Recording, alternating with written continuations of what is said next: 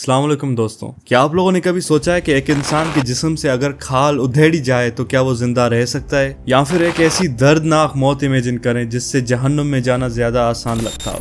जी हाँ दोस्तों, ये कहानी ऐसे ही एक शख्स की है जिसने अपनी ही आंखों से अपने जिस्म के गोश्त को, अपनी जिस्म की स्किन को पिघलते हुए देखा था एक बर्फ की तरह। और दर्द की इंतहा तो इतनी थी कि उसकी दिल बार बार काम करना बंद करती रही और डॉक्टर्स बार बार उसे जिंदा करते रहे, यहाँ तक कि वो भीख मांगता रहा कि उसे मरने दिया जाए, उसे सुकून से मौत दी जाए। लेकिन क्यों, क्या वजह हो सकती है? ये कहानी है जापान के एक न्यूक्लियर टेक्नीशियन हिसाशी उची की, जिसकी किस्मत में मौत तो लिखी थी लेकिन बदकिस्मती से बहुत देर के बाद।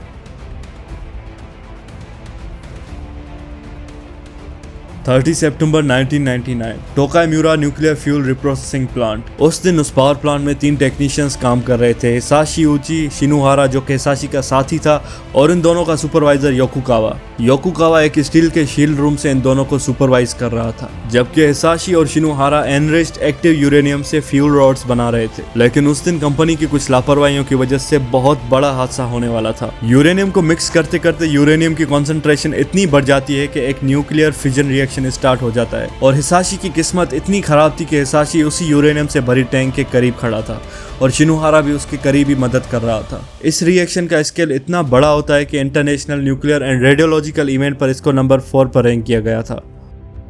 आप लोगों के अंदाजे के लिए मैं बताता चलूं कि दुनिया का सबसे बड़ा न्यूक्लियर डिजास्टर, जिसको चिरनोबिल डिजास्टर कहा जाता है, उसको नंबर 7 पर रैंक किया गया था, which was the highest. Radiations इतने ज्यादा थे कि हिसाशी की बॉडी उसी टाइम बर्फ की तरह पिघलने लगी, यहाँ तक कि उनकी डीएनए तक ब्रेक डाउन हो गई थी। उनकी बॉडी ने इतने ज्यादा रेडिएशन एब्जॉर्ब किए कि कहा जाता है कि it is equivalent of being in the middle of Hiroshima bombs. आप लोग इमेजिन कर सकते हो कि इसके बाद हिसाशी का क्या हशर होने वाला था। हिसाशी की बॉडी पर 17 सीवर्ड्स ने पेनिट्रेट किया था, जबकि 7 सीवर्ड किसी भी इंसान की जान लेने के लिए काफी होते हैं। और शिनुहारा की बॉडी पर 10 सीवर्ड्स ने पेनिट्रेट किया था, जबकि योकुकावा जो कि एक स्टील के रूम में बंद था, उन पर 3 सीवर्ड्स ने पेनिट्रेट किया। Seaward being the unit of radiations absorbed bye humans. ये रिएक्शन होने के फौरन ही बाद अलार्म्स बज जाते हैं और इमरजेंसी टीम्स वहां तक पहुंच जाती हैं और इन सबको टोक्यो के सबसे बड़े हॉस्पिटल यूनिवर्सिटी टोक्यो हॉस्पिटल में एडमिट किया जाता है। और यहाँ से शुरू होती है हिसाशी की तकलीफ भरी कहानी।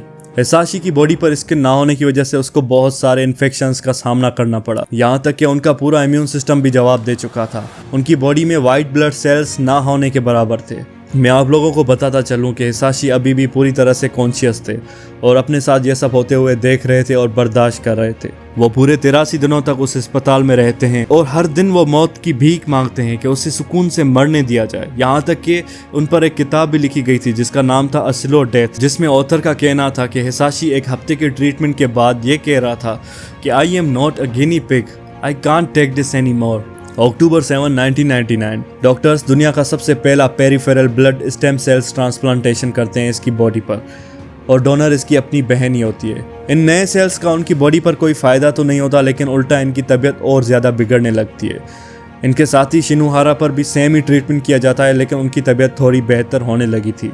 इसी दौरान हिसाशी को बहुत ज़्यादा हार्ट अटैक्स आने लगे। हर दिन उनको 2 से 3 हार्ट अटैक्स आते रहते थे और डॉक्टर्स कैसे भी करके उनको फिर से जिंदा कर देते थे। मेरा बस एक ही सवाल है कि क्यों किसी को सुकून से मरने नहीं दिया गया। दिसंबर 21, 1999 एक ऐसा इंसान जिसके जिस्म पर ना कोई खाल थी ना ही कोई गोश्त था, उसके तो पैर भी नहीं थे, लेकिन फिर भी वो 83 दिनों तक उस हॉस्पिटल में पूरी तरह से कॉन्शियस रहे और ये तकलीफ बर्दाश्त करते रहे। एक तरफ डॉक्टर्स इन्हें जिंदा रखने की पूरी कोशिश करते रहे और दूसरी तरफ ये सवाल उठता रहा कि क्या ये इंसानियत के खिलाफ तो नहीं। आखिरकार इतनी तकलीफों के बाद उनकी ऑर्गन फेलियर की वजह से डेथ हो ही जाती है और इनका साथी शिनुहारा जिसका ट्रीटमेंट चल रहा था, उसकी भी कुछ महीनों के बाद लंग फेलियर की वजह से डेथ हो जाती है। और बाकी रह जाता है योकुकावा जो कि एक स्टील के रूम में बंद था। उसकी बॉडी पर 3 सीवर्ड्स ने पेनिट्रेट किया था। उसका ट्रीटमेंट सक्सेसफुल हो जाता है और उसको डॉक्टर्स कुछ महीनों के बाद रिलीज कर देते हैं। इस हादसे के बाद सिर्फ जापान में नहीं बल्कि पूरी दुनिया में न्यूक्लियर सेफ्टी प्रोटोकॉल्स बहुत ज्यादा स्ट्रिक्ट किए गए।